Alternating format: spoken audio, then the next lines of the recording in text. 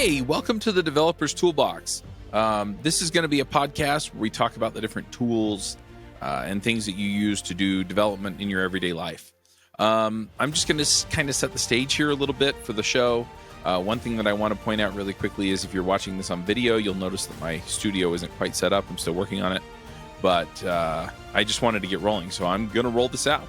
And you'll see it change, and I'll have different stuff behind me as we do the different shows. But just to kind of set the stage for this and explain what we're doing, one of the things that I've really wanted to do for a while is put content out there that really isn't out there in other ways and talk about some of the things that we can do to become better developers, better at our craft. And so there are a couple of shows that I am starting that are kind of more, I guess, not specific technology community focused, right? So most of our shows are focused around like JavaScript for JavaScript Jabber, or Ruby for Ruby Rogues, or Adventures in Angular's about Angular, or React Roundups about React, right? But the thing is that there are a lot of other things out there that I think a lot of people just don't find, right? They'll find it because their Ruby podcast or the YouTube series they watch about JavaScript talks about this particular tool and how they're using it. And what I wanted to create a show where we're talking about some of these tools that everybody uses or that everybody's into, right? So that it's not just about something like, hey, have you used Docker lately on your thing, right? And so we're going to go ahead and just talk about it. So one of the things that, just as an example that I'll explain is that the other day I was working on a system for my client, and the client needed to connect through OAuth to another system in order to authenticate it. While I was running it on my local machine, it couldn't hit the callback URL, right? Because it doesn't have the magic sauce to go through my local network. And so I asked around and found a tool called ngrok.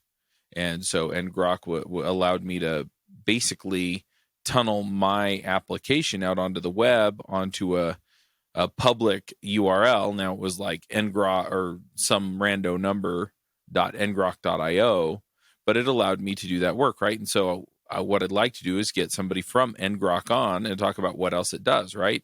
Because it has a whole bunch of other tools and handy stuff that I can use in my everyday development in order to do that. I'm also looking at some of the other tools out there. Some of them are going to be paid, some of them will be free, right? And so one tool that I use on my stuff is raygun.io or raygun.com, to track errors and performance and things like that. And so, I'd like to get JD or somebody from Raygun on, right? And talk through, hey, what are you building in? What's there? What are people seeing? Some folks are probably working for companies that care about SEO, and so they're caring about Core Web Vitals. And just kind of break down, okay, this is the tool, this is what it does, this is why I care that it's out there, and then also talk about how to use it, right? And just get into the nitty gritty.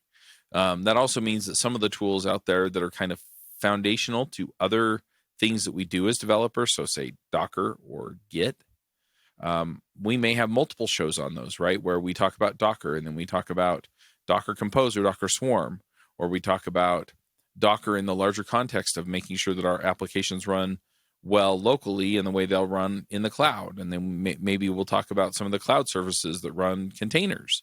And so I could see us kind of diving into that. And if I don't have a guest, if I don't have somebody lined up, then I'll just talk about one of the tools that I'm using and talk about how I use it. But what I'd really love to do is just get into the nitty gritty of, hey, look, this is this tool. This is how I use it. This is how, it's going to solve your problem. It's going to make you faster, better, more reliable code, more reliable developer, however that works out. And then we can kind of dig into things from there, right? So another one that's coming to mind that I'm diving into at the moment is GitHub Actions, right? And so, GitHub's out there. You can use it basically however you want for free, but, you get so many free hours on GitHub Actions. So how do we set it up? How do we run it? How do we monitor it? Right. And like I said, if I can get an expert to come on and teach you and I about it, right? So if it's a tool that I am getting into now, I'd love to just, pull somebody in and say, hey, I'm getting into this tool. What's the deal, right? And have them teach me too. But If not, then yeah, I have no problem posting a solo episode and saying, hey, this is, a series of plugins that I'm using for VS Code, or here's how I'm using ngrok, or here, whatever, and just pull that together and explain it so that when you, as a developer in your situation, are looking for a solution to a particular problem, or if there's something out there that will make it so that you can write more maintainable, more reliable code, or deliver features faster, or do some kind of visual testing, or what have you. If we can give you the tools to open that up and really just knock things out of the park, then that's what I want to do. I want to give you those tools. Now, one of the other podcasts that I'm putting up is going to be on careers, right? And so we're doing a lot of the same thing about careers, right? So it's, how do you build a personal brand? How do you learn the things that you need to learn in order to move up the career ladder, right? And by career ladder, I mean like from junior to senior, senior to maybe architect or team lead or CTO, or maybe from senior you go to some kind of influencer, speaker, podcaster, YouTuber, making courses, right? And just open up all the doors there and say, all right, this is a door. You didn't know this door was here, but it was here, right? And you can start opening the door even though you're a junior.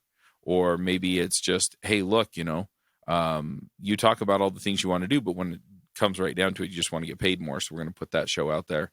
And then the last thing that I'm putting out there is, and this is mostly around kind of aspirational stuff. And I'll admit, part of it's because my son wants to do it, is I'm going to be putting together content around game development, video game development. We've talked to a number of people that do it with Phaser in JavaScript, or Ruby Motion in Ruby.